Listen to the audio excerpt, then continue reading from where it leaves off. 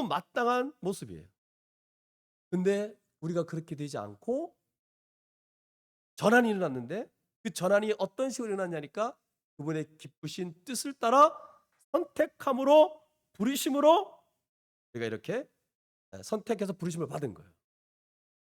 그러니까 이거밖에 없습니다, 여러분. 그러니까 우리 쪽에서는 어떤 답을 할 수가 없어요. 왜 납니까? 하나님, 왜 우리입니까? 어떻게 납니까?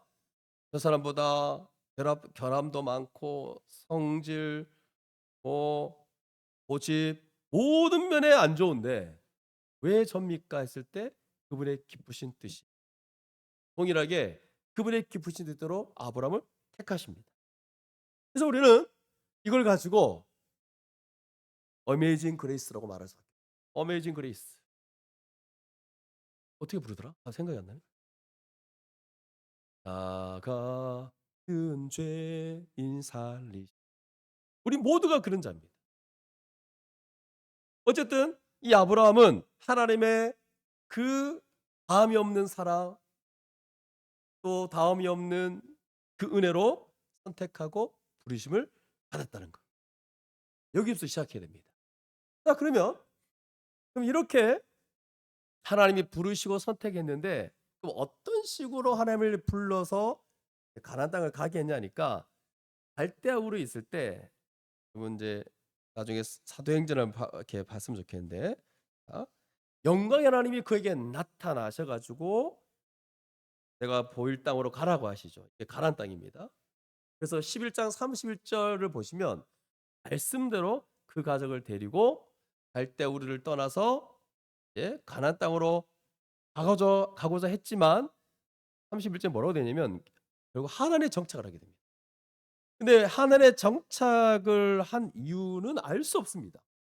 근데 이제 과도하게 이 구절을 가지고 갈대아우를 떠나서 내가 너에게 보여줄 땅으로 가라 했는데 왜 하란에 정착했냐? 이건 불신앙이다. 이렇게 강해 설교집 같은 데 보면 이제 있는데, 제가 볼 때 이거는 좀 과도한 해석이 아닐까. 왜 없기 때문에 이유를. 물론 뭐 그런 가능성이 전혀 없다고 말할 수는 없겠지만 과도하게 거기에 비중을 둘 필요는 없다는 거죠. 여기 이 본문에 말하고자 하는 건 뭐냐 했을 때, 어떻게 해서 하나님에 머무게 되느냐, 여기 기록이 정확히 나와 있지 않기 때문에 우리는 여기에 신경 쓸 필요는 없다는 거죠. 그러면 한번 사도행전 7장 2절에서 6절 말씀 한번 찾아보겠습니다. 사도행전 7장 2절에서 6절. 사도행전 7장 2절에서 6절.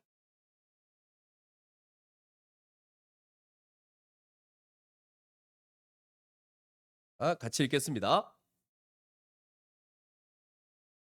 시작. 스테반이 이르되 여러분 부용들이여 들으소서.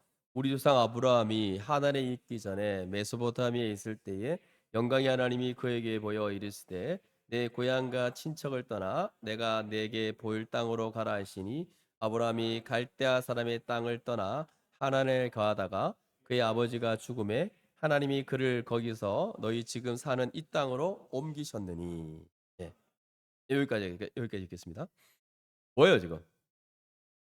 어 스데반이라는 사람이 사도행전 말씀에 이제 이미 요 창세기 11장 12장 1절 3절의 말씀을 여기 해석해 준 거예요 지금. 분명한 것은 아브라함이 우르에 있을 때 영광의 하나님이 그에게 나타나서 내가 내게 보일 따로 가라 했어요. 영광의 하나님이라는 것은 그분이 뭐 완전히 압도해서 그를 이끄셨다는 거예요. 분명히 하나님께서 이 갈대우르에서 아브람 안에 거기를 떠나도록 하고자 하는 마음을 분명히 갖게 했다는 것. 어떤 식으로든 말씀했겠죠. 뭐 일종의 계시의 어떤 행동을 했겠죠. 그래서 대나는 그 가족 데리고 우르를 떠나서 가나안 땅으로 가고자 했다는 것. 근데 결국 하늘에 머물고 말았다는 것. 아마도 아버지 데라로 인해서 하늘에서 멈춘 것 같아요. 그리고 데라가 하늘에서 죽자 아브라함은 놋과 함께 하란을 떠나 가나안 땅으로 가게 됩니다. 그래서 아마 창세기 12장 1절 3절의 내용이 이 하란에 머물러 있을 때 다시 하나님이 나타나셔 가지고 말씀하신 내용으로 우리는 볼 수 있는 그들이 하나님에 있을 때 12장 1절에서 3절 말씀대로 하나님이 아브라함에게 확실히 떠날 것을 다시 말씀하신 내용입니다. 창세기 12장 1절 보십시오. 여호와께서 아브라함에게 이르시되 너는 너의 고향과 친척과 아버지의 집을 떠나 내가 내게 보여줄 땅으로 가라라고 얘기한 거예요. 그럼 너의 고향을 번역하면 원문상으로는 땅이에요. 땅. 그의 땅. 그러면 대체적으로 고향이잖아요. 출신지를 말하잖아요. 고향으로 의역을 한 겁니다. 어쨌든 그의 고향, 친척, 아버지의 집을 떠나라고 확실히 말씀을 했다는 거죠. 그래서 아브라함은 하나님께서 보여줄 땅을 향해 나아가게 됩니다. 그래서 제가 아브라함을 부르는 데 있어서 제가 말씀한 것처럼 좀 중요한 샘플로 등장하는 거예요. 은혜로 찾아오시는 그분 앞에 그 은혜에 대해서 인간이 어떻게 반응해야 되는지를 지금 계시가 없는 이 타락한 세상 속에 지금 직접적으로 계시를 지금 드러내시는 장면이거든요.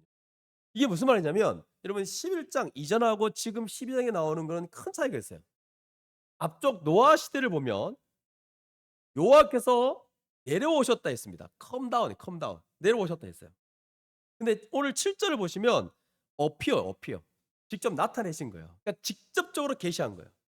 그러니까 그 이전까지 타락한 상태에서는 하나님이 직접 나타나서 인간과 교통하지 않았는데 근데 지금 12장을 봤을 때는 큰 전환을 일으켜서 지금 여호와께서 계시하신 거예요.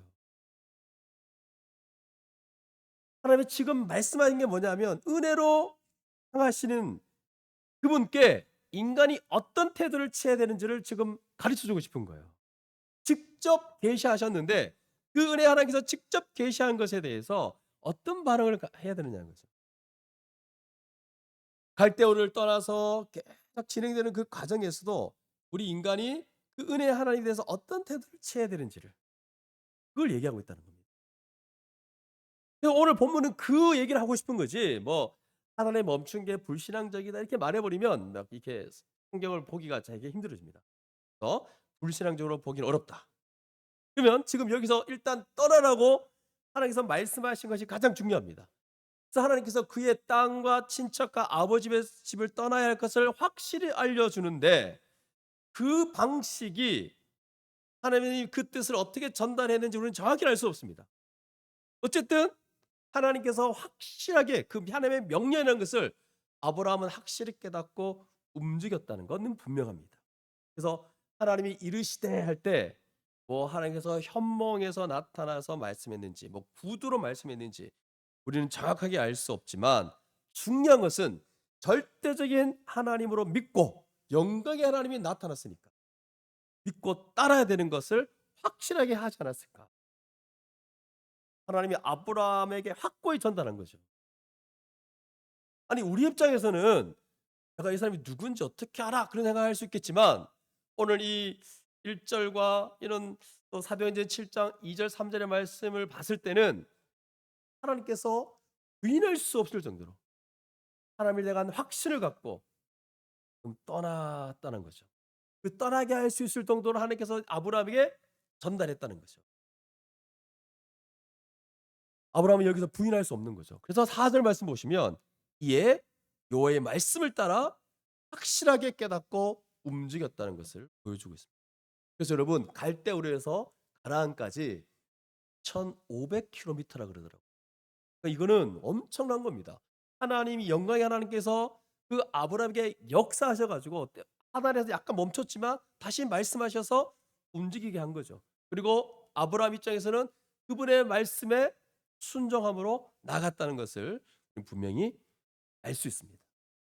그러면 여러분 하나님께서 아브라함에게 내리신 이 명령, 고향, 친척, 아버지의 집, 요거 이게 뭡니까? 고향, 친척, 아버지의 집. 특별히 친척들 사랑하는 모든 걸 버리고 떠나라고 하는 이 명령을 받고 떠난 거 아닙니까, 여러분? 하나 편하게 정착하고 있었던 사랑했던 모든 친척, 가족을 지금 떠나는 거 아닙니까? 이 명령이 쉬운 명령이냐? 친척과 사랑하는 모든 걸 버리고 떠나라고 하는 거 이게 쉽지는 않죠. 근데 요 자체만 말하면 쉽지 않는데 제가 앞에서 계속 말했던 하나님께서 어떻게 다가오셨습니까? 은혜로 다가오신 거죠. 자격 없는 이 아브라함을 선택하시는 부르셔서 은혜로 다가왔다는 거예요. 그 은혜에 대한 인간이 어떤 반응과 어떤 태도를 취해야 될지를 보여주는 말씀입니다. 만약에 은혜로 다가오신 것에 대한 전제를 빼고 어떤 신이라는 존재가 야, 너 친척과 사랑하는 모든 걸 버리고 떠나. 그래야 내가 관계를 갖겠다. 라고 조건으로 먼저 제시했다고 한다면 그건 이제 이때부터 복잡해집니다. 이건 기독교가 아닌 종교가 되어버리고요. 율법주의적인 종교, 이방 종교처럼 바뀌게 됩니다. 근데 어떤 사람들이 그 앞에 전제를 다 빼고 얘기하니까 그 요것만 가지고 생각하니 예수 믿으면 진짜 어렵다. 어떻게 사랑하는 모든 걸 뒤로 하라 그러냐. 하나님이 너무 잔인하지 않냐. 하나님 말씀이 너무 무겁다, 힘들다 이렇게 생각하게 되는데 그렇지 않죠, 여러분. 제가 앞에 배경을 다 얘기했습니다.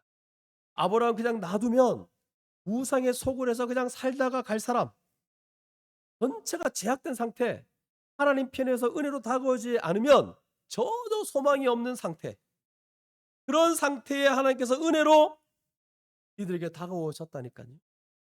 그렇기 때문에 그 은혜에 인간이 어떤 반응과 태도를 보여야 되나, 그걸 지금 오늘 본문을 통해 말씀하고 있습니다.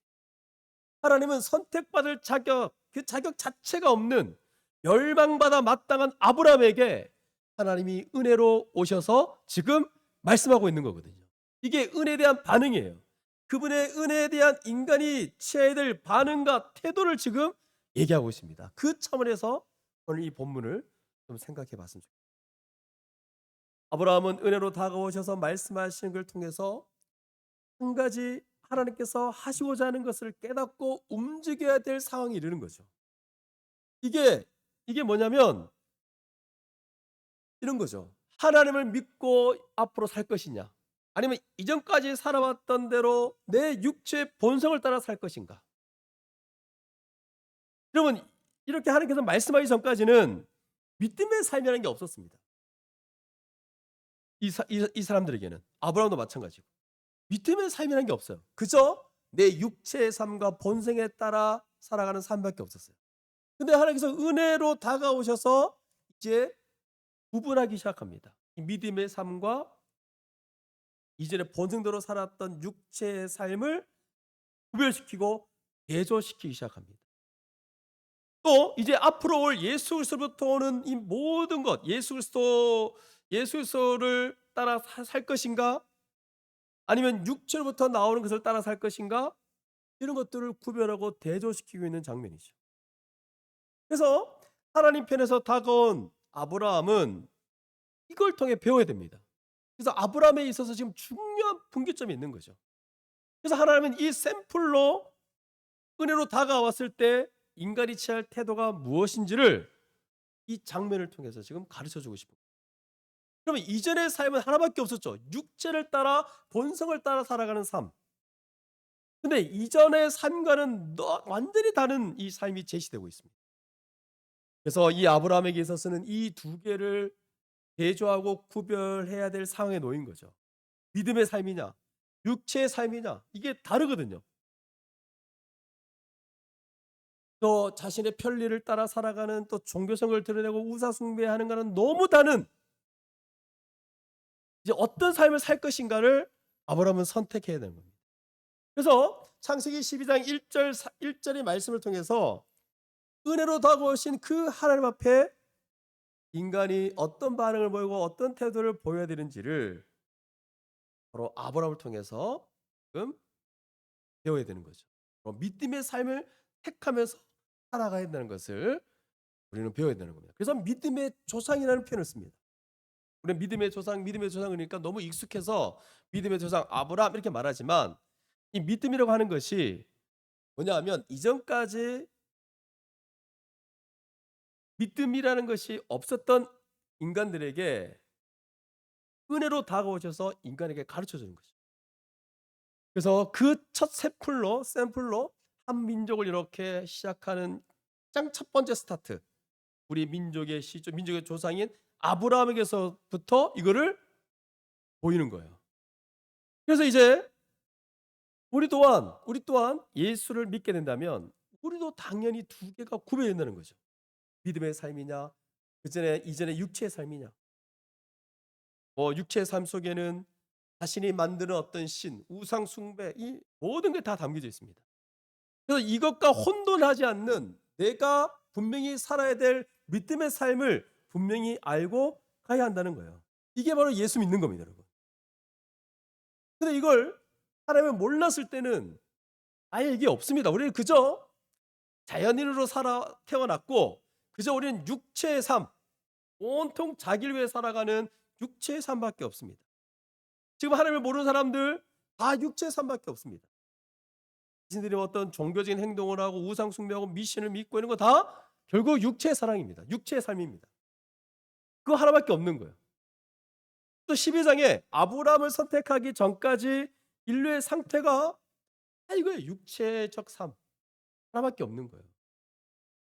거기서 은혜로 다가오셔서 우리에게 제시하고 있는 그 삶이 바로 이 아브라함을 통해서 샘플로 하나님이 제시하시면서 우리 이것을 배워야 되는 거죠. 또 우리 마찬가지로 믿음의 삶이나 육체의 삶이냐 이 구별을 분명히 하고 어떤 삶을 살아야 될지를 결단해야 한다는 겁니다. 아브라함 같은 모습을 가져야 한다는 거죠. 아브라함이 그의 땅과 친척과 아버지 집으로부터 분리하고 떠남으로써 이게 믿음의 삶이구나. 아브라함처럼 이걸 확인하고 우리도 당연히 이런 모습이 있어야 되는구나 라고 샘플로 보는 거예요. 그래서 여러분 보통 이 아브라함이 순종했다는 거 너무 과도하게 아브라함의 순종을 막 드러내고도 잘못된 거지만 명백하게 나와 있어요. 아브라함이 순종했다는 거예요. 근데 보통 이 창세기 12장 1절 3절 말씀 중에 아브라함이 이렇게 순종하며 나아갔다는 거 분명히 나타나 있는데 물론 이거를 너무 과도하게 아브라함 순종을 드러내고도 잘못됐지만 또 너무 이걸 보지 않고 보통 뒤쪽을 봅니다. 아브라함을 축복하는 사람은 축복하고 축복을 받고 아브라함을 저주하는 사람은 저주받는다. 그러면서 이게 우리에게 해당되는 말씀이라 그러면서 우리 건들면 다 죽어. 이런 식으로 막 적용하면서 난 복의 근원이야. 그러니까 이제 자기 위로로 삼는 말씀으로 전혀 여기는 하나님의 은혜를 생각하지 못하고 악이 없는 자를 향해서 오신 하나님의 그 은혜의 강조점이 있고 그리고 그 하나님의 은혜에 대해서 반응하는 자연스러운 반응과 태도가 이런 것이라는 것들을 보지 못하는 겁니다. 그래서 온통 이 말씀을 가지고 자기한테 그저 자기를 낮추면 알지 자기를 위로하는 그런 말씀으로만 보고 있더라는 겁니다. 그래서 결국 하나님께서 그의 고향 친척 아버지 집을 떠나라고 하시는 이런 명령은 결국 하나님과 동행하는 삶이 어떤 것인지를 그 믿음의 삶이 어떤 것인지를 분명히 우리에게 가르쳐 주고 있습니다. 바로 아브라함을 하여금 지금까지 살아왔던 죄악된 삶 또 구별되는 믿음의 삶은 바로 그 전에 지금까지 살아왔던 이 죄악된 삶을 버리고 살아가는 것이 바로 믿음의 삶이라는 겁니다. 그러니까 그 전과는 완전히 구별되는 것을 보여주고 있는 거죠. 바벨적 문화, 이런 바벨적인 문화를 버려야 되는 거죠. 그리고 그 전에 우리가 너무나 거기에 마음을 빼앗겼던 소유에 대한 그런 집착, 그리고 안정감을 주는 것들 이런 모든 육체적 삶에서 벗어나는 겁니다. 그래서 우리도 동일하게 이 믿음을 통해서 아브라함과 같이 믿음의 삶과 하나님과 동행하는 삶으로 나아가는 그 길을 택해야 한다는 겁니다. 그래서 아브라함의 믿음의 삶을 우리는 배우는 거예요. 그래서 믿음의 조상이에요. 그리고 이게 이방인들까지도 구원하는 조상으로서 샘플입니다. 여러분 잘 보시죠. 이스라엘 민족은 일단 혈통상으로 구원했죠. 하지만 바울 서신 같은 데 보면 온 이방 민족의 조상, 바로 이방인들도 다 믿음으로 구원받거든요. 그러니까 모든 이방인들의 조상도 아브라함인 거예요. 그런 차원에서 믿음의 조상입니다. 이걸 우리가 배워야 됩니다. 그래서 떠나라. 갈 바를 알지 못하는 가운데 떠나라고 했어요. 그러니까 다른 거 없습니다. 떠나라고 하는 그 말씀 외에 아무것도 없이 그냥 미래를 향해 나아가는 아브라함의 모습입니다. 그래서 어떤 면에서 여러분 이 말씀 보시면서 많이 들었고 많이 봤던 말씀인데 어떤 면에서는 그냥 황당하죠. 그 엄청난 거리를 그냥 가라고 해서 내가 내게 보여줄 땅으로 가라고 하신 그 말씀 외에 아무것도 없이 미래를 향해서 간 거예요. 너무나도 불확실한 미래를 향해서 나아가는 건데 근데 여러분 오늘 이 말씀 통해서 우리가 기억할 것은 아브라함은 여기서 뭔가를 배워야 됩니다. 뭐냐? 뭘 배우냐? 이게 가장 확실한 미래로 가는 길이라는 것을 배워야 했던 겁니다. 이게 바로 믿음의 조상입니다. 은혜로 다가오신 하나님 앞에 동일하게 인간이 빨리 배워야 할 것이 바로 이거예요. 지금까지는 내가 살 길을 다 찾아왔고 자기가 살 길을 지금 자기가 계획하고 자기가 뭔가 해왔는데 이제는 하나님과 그분의 말씀이 나에게 가장 확실한 미래라고 하는 것을 배워야 한다는 거예요. 아브라함이 그랬듯이. 아브라함 그장 갔어요. 어떤 면에서 무식하게 갔어요. 근데 영광의 하나님이 나타나셔 가지고 역사하심으로 아브라함은 그 말씀에 순종함으로 한 가지 내가 보여줄 그 땅으로 가라는 것. 단순하게 그 말씀 하나 가지고 2,500km 되는 그 거리를 갔어요, 그냥. 거기에 뭐 보장되는 것도 없고 뭐 어떻게 될 것도 모르는데 그냥 간 거예요. 우리 또한 아브라함처럼 그분의 말씀을 따라 가는 것. 이게 확실한 미래라는 것을 기억할 수 있길 바랍니다. 근데 우리는 그렇게 생각 안 하잖아요. 확실한 미래 그러면 머리 굴려가지고 뭐 합리적이고 온갖 것들 다 생각합니다. 이게 더 미래가 확실하다는 거예요. 우리가 배워야 됩니다. 그리고 여러분 지금 창세기 DBS를 보고 있는데 아브라함이 그 이후에 다 경험합니다. 믿겨지지 않는 얘기들이 다 사실대로 되는 역사가 일어납니다. 100세의 자식을 낳는 거부터 해서 후손들이 430년 만에 돌아온다는 거 모든 게 그분의 말씀이면 다 됩니다. 그래서 제가 말하고 싶은 거 하나님의 말씀을 따라가는 게 가장 현실적인 겁니다. 아멘 한 명 했습니다. 그러니까 그게 그렇게 생각 안 하는 거예요. 지금. 이게 익숙하다면 예배에 나오는 말씀에서 가장 많이 아멘을 하는데 아멘 한 명. 아멘. 다시 말할게요. 가장 현실적인 것은 여호와의 말씀을 따라 살아가는 겁니다. 지금 아브라함의 모습에 봤을 때는 너무 황당한 거죠. 그 엄청난 거리를 어디로 가야 되는지에 대한 방향만 대충 알고 갔어요. 그 아브라함을 배워야 된다는 거예요. 그래서 우리가 할 수 있는 한 가지 그저 하나님을 믿는 그 믿음으로 그분의 말씀을 따라 나아가는 것 그 하나밖에 없다는 거예요. 그걸 지금 아브라함을 통해서 우리에게 가르쳐 주고 있습니다. 하나님께서 이 한 사람 아브라함을 구별해서 가르치고자 한 게 바로 이겁니다. 분명 하나님께서는 우리를 강함케 할 때가 있습니다. 이렇게 살아가라고 말씀할 때도 있고 강함케 하는 길로 인도하실 때도 있습니다. 하지만 우리는 그저 계속 믿음으로 그분의 말씀을 따라 그 길을 가면 확실한 길로 나중에 복된 길로 드러날 수 있다는 거. 이것만은 확실하다는 거예요. 그래서 여러분 예수를 믿는다는 게 뭐냐? 지금 제가 너무 잘 아는 이 내용이고 너무 아는 말이지만 한 번 더 분명히 하고 싶어요. 예수 믿는 게 뭡니까?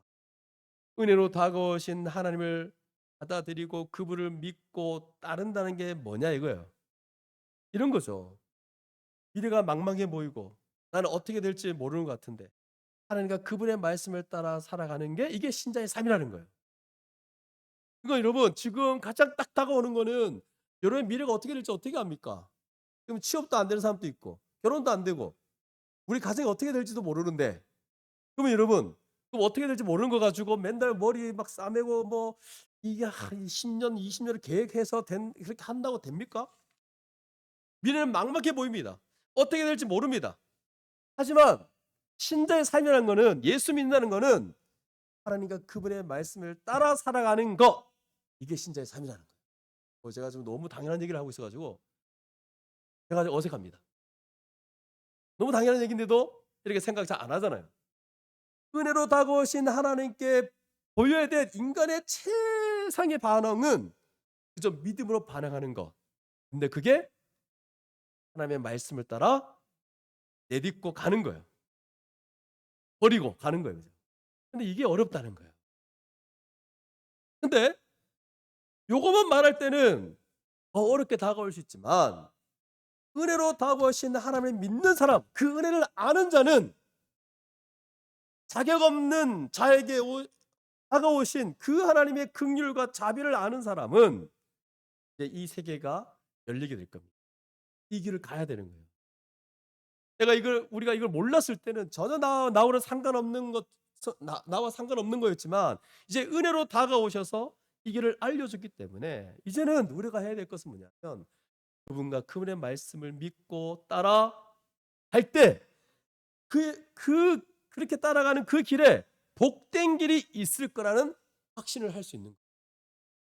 어떻습니까, 여러분? 오늘 아브라함 샘플로 보여주신 그 아브라함의 모습을 보면서 우리도 그렇게 살아갈 수 있을 것 같습니다. 우리는 가끔 하나님의 명령이 좀 가혹하다.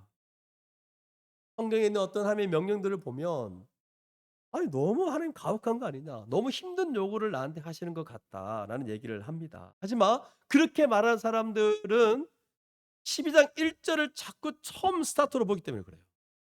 앞에 전제를 자꾸 빼고 있습니다. 은혜로 다가오신 하나님을 배제하고 생각하기 때문에 그렇습니다. 그리고 하나님께서 이런 명령을 하셨을 때는 그게 끝이 아니에요. 이 명령은 반드시 약속이 수반된다는 사실입니다. 하나 더 있어요, 여러분. 은혜가 전제된다는 거 하나 하고 또한 그 명령의 말씀을 따라갈 때 약속이 수반되는 거예요. 그 명령에 딸린 하나님의 약속 그것을 전혀 생각하지 않고 우리가 이것을 보게 되는데 하나님의 약속이 바로 12장에 나와 있습니다. 네 가지로 아브라함에게 축복합니다. 모두 5개의 1인칭이 사용돼서 나오는데 뭐라고 되어 있습니까? 창세기 12장 1절에서 3절 다시 한번 읽어보겠습니다. 창세기 12장 1절에서 3절입니다. 같이 읽겠습니다. 시작. 너는 너의 고향과 친척과 아버지 집을 떠나 내가 내게 보여줄 땅으로 가라. 내가 너로 큰 민족을 이루고 내게 복을 주어 내 이름을 창대하게 하리니 너는 복이 될지라. 너를 축복하는 자에게는 내가 복을 내리고 너를 저주하는 자에게는 내가 저주하리니 땅의 모든 족속이 너로 말미암아 복을 얻을 것이라 하신지라. 하나님께서 약속하신 부분, 이 신학적인 의미로 말한다면 우리 다음 주에 제가 시간이 좀 다음 주에 더 자세하게 말하고 간단하게 말하면 하나님께서 아브라함에게 땅을 보여주시고 또 그가 큰 민족 백성을 이룰 것이고 또 복을 주어서 이름을 창대하게 이름을 크게 해주고 또 그가 복의 근원이 되게 해주시겠다는 약속을 합니다. 여러분 이거 다 알고 있다시피 하나님 나라에 대한 약속이에요. 사실 아브라함 인생에는 실제로 이루어진 것보다 약속으로만 주어진 게 대부분입니다. 그래서 하나님은 아브라함을 통해서 온 세상을 향한 구원의 기초를 두셨거든요. 바로 하나님 나라의 약속을 하신 거예요. 그럼 이 말씀 자체로 봤을 때 여러분 뭐 다음 주에 더 자세하게 말하겠지만 하나님 나라는 의롭고 거룩하고 선하신 하나님의 기준에 합당한 자격을 가진 자만이 상속받을 수 있는 나라예요. 그러면 우리 성경 전체 구원 역사를 살펴볼 때 우리는 하나님 나라의 약속을 누가 상속받을 수 있는지 알고 있죠. 바울이 갈라디아서 로마서에 다 얘기하고 있습니다. 예수 그리스도를 참되고 유일한 아브라함의 자손 안수로 말해요. 갈라디아서 같은 데 보면 예수 그리스도가 하나님 나라의 상속을 받을 수 있는 약속을 상속받을 수 있는 자라고 설명합니다. 하나님 나라의 약속을 참으로 상속받을 수 있는 유일한 분 예수 그리스도밖에 없다는 거예요. 우리 앞으로 이제 그 갈라디아서 말씀에 3장 16절에 그 얘기를 하고 있습니다. 그렇다면 여러분 어떻게 하나님 나라의 약속을 상속받을 수 있냐 했을 때 그분에게 연합되어 있으면 돼요. 그분을 믿고 세례받고 그분과 연합한다면 혈통적 자손이 유대인이 아니라 결국 예수를 믿는 우리가 이방인 우리가 아브라함의 자손이라고 선언하고 있습니다. 이거는 다음 주 가서 좀 더 신학적인 의미를 더 나누고 그럼 여러분 오늘은 단지 약속이 있다는 거예요. 하나님 나라 이것도 엄청난 거죠. 그럼 이 약속은 은혜로 다 주는 선물이죠. 은혜로 주는 선물들이요. 우리는 때로는 뭐 고향과 친척과 아버지의 집을 떠나라고 했을 때 가혹하다고 생각할 것이 아니라 은혜로 다가왔다는 거. 그리고 이런 이렇게 명령을 따라갈 때, 이 말씀을 따라갈 때 이 약속을 봐야 됩니다. 하나님이 은혜로 주신 거예요. 그럼 이 약속을 주신 하나님의 마음을 우리가 읽어야 되는데, 그 하나님의 마음이 뭐냐 하면 바로 하나님의 선하심입니다. 우리에게 어떤 걸 주시고자 하고 어떤 대로 이끌고자 하는 그분의 선하심. 우리를 위하시는 하나님, 우리를 생명으로 이끌고자 하는, 또 복 주고 싶어 하시는 그 하나님, 그 하나님의 마음이 이 모든 약속 속에 다 담겨져 있다는 겁니다. 그렇기 때문에 여러분, 은혜가 전제되어 있고 하나님의 말씀을 따라갈 때 약속이 우리 가운데 보장되어 있다는 거예요. 하나님의 선하심이 이 약속에 녹아져 있다는 겁니다. 그렇기 때문에 우리가 이거를 뭐 가혹하다고 생각하면 안 되는 거죠. 가혹하다고 생각하는 건 자꾸 하나님의 은혜와 하나님을 배제하고 얘기하는 거예요. 가혹하다고 생각하는 거는 자꾸 자기가 뭔가를 하는 것만 생각하기 때문에 그래요. 여러분, 우리가 아무리 수고한다고 해도 자기가 하는 것에 얼마나 초점을 두는지, 자기가 아무리 희생하고 순종하는 그 내용이 얼마나 크겠냐 말이죠. 하나님이 우리를 향하신 그 은혜를 생각할 때, 또 약속한 것에 따라오는 그 축복에 비하면 아무것도 아닙니다. 그 비중으로 따져보면 아무것도 아닌데, 우리가 하는 거에 얼마나 치는데, 인간은 내가 하는 거에 따라 뭔가 높이고 싶고 내가 이거 했는데, 가혹한 게 아니에요. 하나님이 약속하시고 이루시고자 하는 큰 뜻을 놓고 보면 아무것도 아닌 거예요. 그래서 이런 하나님의 마음을 우리가 잃는다면, 하나님께서 은혜로 다가오셔 가지고 믿음의 삶을 요구할 때 어떻게 해야 됩니까? 우리는 기꺼이 믿음의 순종을 하며 나아가야 됩니다. 그래서 성경에 나오는 모든 축복은 다 믿음의 순종 속에서 있게 되는 거예요. 그러니까 우리가 축복을 구하기 전에 항상 하나님과 그의 말씀을 믿고, 때로는 당스럽지만 그분을 믿고 가야 될 때가 있어요. 그분을 믿고 순종할 때가 있어요. 이걸 먼저 해야 한다는 거죠. 자꾸 이건 안 하면서, 말씀을 따라 살지 않으면서 뭘 자꾸 원합니다. 내 인생의 축복이 어떻고, 또 기도만 하면 다 된다 그러고, 그게 가 있어요. 하나님께서 은혜로 다가오신 걸 믿고 그 가운데서 우리에게 제시한 이 믿음의 삶을 요구하시기 때문에 우리는 믿음의 순종으로 반응하고 축복만 구하면 안 된다는 거죠.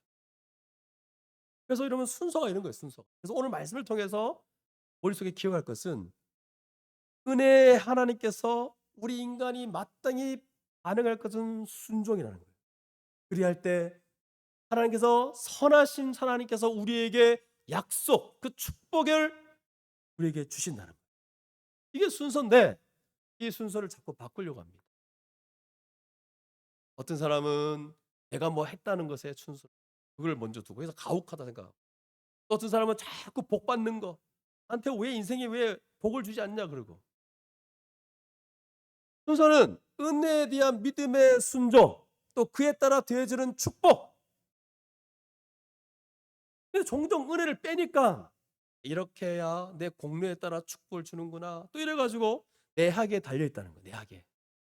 열심히 하면 하나님 복 준다는 거예요. 그래서 뭐 유행하는 책들 중에 보면 다 우리 쪽에서 뭔가 하면 하나님 복 주시는 것 같은 그런 내용을 담고 있는 책들이 되게 많아요. 하나님은 우리 학에 달려 있다? 한마디 말씀입니다. 그 성경을 잘못하고 있는 거죠. 성경의 모든 부분은 우리 학에 달린 게 아닙니다. 그래서 이 말, 물론 이 우리 학에 달렸다는 게 은혜를 전제로 해서 우리가 그분의 말씀을 따라 순종한다 그러면 되지만, 앞에 은혜를 다 빼버리고 그냥 우리 학에 달렸다, 굉장한 오해를 하기 쉬운. 우리가 뭘 하기 이전에 하나님은 은혜로 우리 가운데 다가오셨다는 것을 기억할 수 있기를. 거기에 따라 우리 인간이 취할 수 있는 너무 자연스러운 반응과 태도는 믿음의 순종을 하는 거예요. 그 믿음의 순종에 하나님께서 축복을 더하신다는 사실을 기억할 수 있기를 바랍니다. 그래서 오늘 이 아브라함이 샘플이에요. 우리에게 보여주고자 하는 게 바로 이겁니다. 아브라함은 믿음의 삶을 경험해야 돼요. 이걸 통해서 샘플이 돼야 됩니다. 이스라엘 민족과 우리에게 샘플이 돼야 되거든요. 그래서 아브라함도 결국 그 길을 가는 거예요. 믿음으로 예수를 따라가는 사람. 우리가 이걸 기억해야 됩니다. 아, 미래가 너무 막막하다 하지만 그분과 그분의 말씀에 대한 믿음으로 가는 거예요. 그게 우리들에게 보여준 새로운 길이에요. 이게 신자의 삶이에요. 그래서 우리는 믿음의 조상 아브라함의 후손들이에요. 믿음으로 예수를 믿는 자들은 다 아브라함의 후손이에요. 그래서 우리가 가야 할 길은 똑같습니다. 이게 쉽지 않지만 우리가 가야 할 길은 바로 이겁니다. 근데 아브라함처럼 그렇게 우리 아브라함처럼 그렇게 자신의 모든 편한 것을 내려놓고 육체의 삶을 내려놓고 떠났어요. 그게 우리 예수 믿는 자의 삶의 방식인데 어떤 사람들이 또 교회 안에 들어온 믿음이 분명하지 않는 사람들이 자기 그냥 편하게 신앙생활을 하려고 하다 보니까 그 자기 방식으로 뭔가 논리를 만들어서 바꿔버렸어요. 이게 믿음의 삶이다. 이렇게 해도 괜찮다. 그래서 이거를 자꾸 교회 안에 유포하고 있어요. 그러나 성경은 명쾌하게 말하고 있습니다. 그분의 말씀을 따라 순종하며 나아갈 때 하나님의 선하신 그 하나님께서 그분과의 관계 속에 우리에게 주시는 복들이 있다는 겁니다. 우리도 아브라함의 뒤를 따라가는 우리 모두가 될 수 있기를 너무나 명쾌하게 신자의 삶을 어떠한지를 오늘 아브라함의 샘플을 통해서 오늘 우리가 배우게 되는 거예요. 이 샘플을 따라갈 수 있는 그 목적으로 우리를 택하신 거예요. 우리 모두도 아브라함을 따라 그 길을 갈 수 있기를 특별히 소망합니다. 함께 기도하겠습니다. 그럼 오늘 말씀은 오늘 뒤에 좀 남아 있지만 이 뒤에 내용은 우리 다음 주에 같이 하도록 하겠습니다.